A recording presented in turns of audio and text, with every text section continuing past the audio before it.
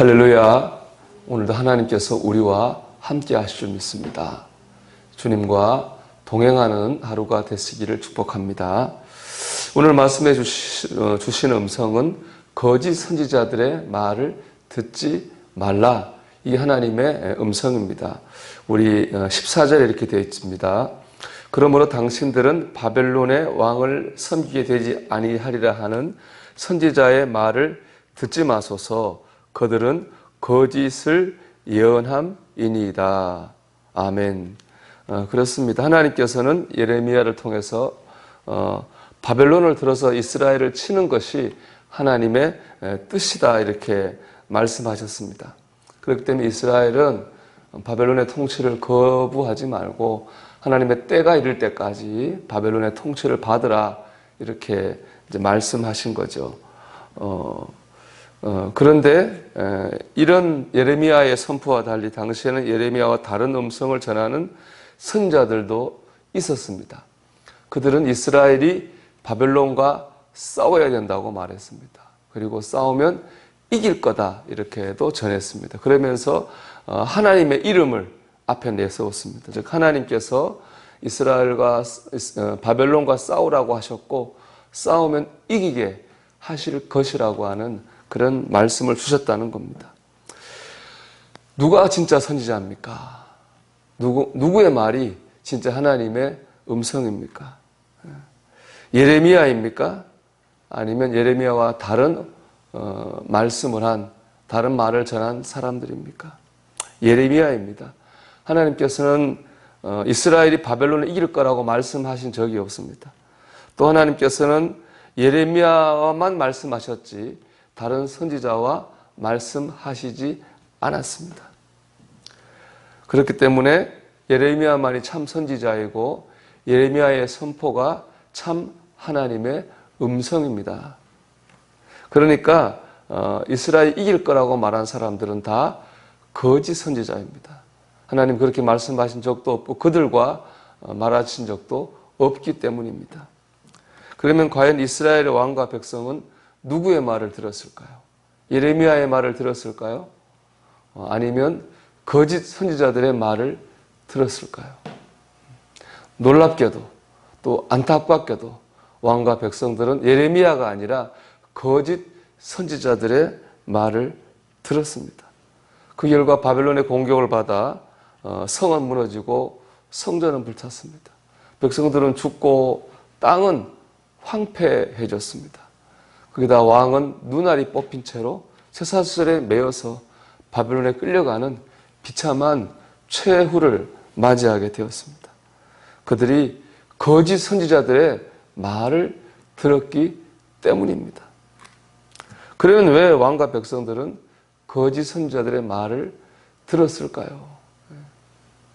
그것은 거짓 선지자들이 그들이 듣고 싶어하는 말을 해 주었기 때문에 그렇습니다. 예레미야는 질 거라고 했습니다. 거짓 선지자들은 이길 거라고 했습니다. 이길 것이다, 질 것이다. 어떤 말이 듣기 좋겠습니까?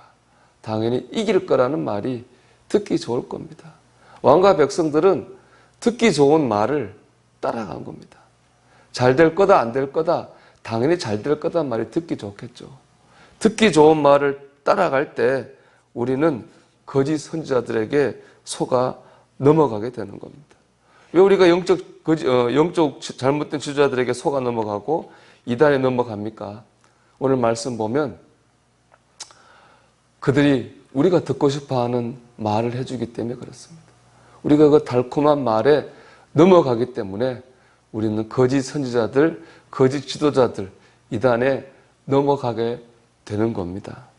그러면 우리가 거짓 선지자들에게 속지 않고 참 하나님의 음성을 들으려면 내가 듣고 싶은 것만 들으려고 하는 그런 자세를 바꿔야 되는 겁니다. 켄달 목사님의 책 하나님을 열망하다라는 책에 나오는 내용입니다.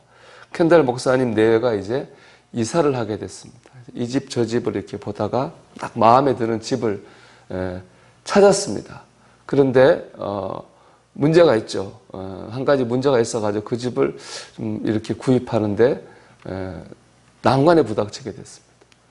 그 말을 들은 한 자매가 목사님에게 와서 이렇게 말했습니다. 목사님이 그 집을 진심으로 원하시면 가지실 수 있는 방법이 있습니다. 그 집에 가셔서 마치 목사님의 집인 것처럼 주님의 이름으로 내 집이다 이렇게 선포하십시오. 그러면 주님께서 목사님의 집이 되게 하실 겁니다. 그런 말을 했습니다. 무조건 믿음으로 기도하면 하나님이 다 주실 것이다 라는 그런 말씀이죠. 하지만 그녀의 확신이 무색하게도 그 집은 다른 사람의 차지가 됐습니다. 그 일을 겪으면서 켄달 목사님이 이렇게 말하고 있습니다. 그 자매는 내가 원하는 것을 믿음으로 구하면 무엇이든 받을 수 있다고 믿는 그런 사람이었다. 하지만 하나님은 하나님만의 뜻이 있으신 분이다.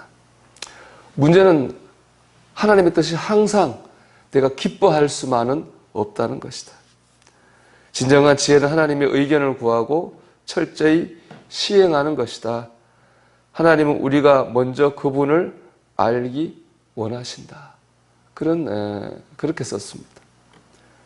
우리가 하나님의 뜻을 알기 위해서 먼저 해야 될 일은 하나님을 아는 겁니다. 이 책의 제목처럼 하나님을 열망해야 됩니다. 내가 듣고 싶은 것, 내가 기준이 되지 말고 정말 하나님의 뜻이 무엇인지 우리가 깊이 하나님 앞에 교제하는 시간을 가져야 됩니다. 그럴 때 우리는 거짓 선지자들의 음성이 아니라 하나님의 참 음성을 듣게 될 것입니다. 오늘 말씀을 묵상하면서 이런 기도를 드리게 됩니다. 내가 좋아하는 것이 아니라 하나님이 기뻐하시는 뜻을 따라 살게 하옵소서.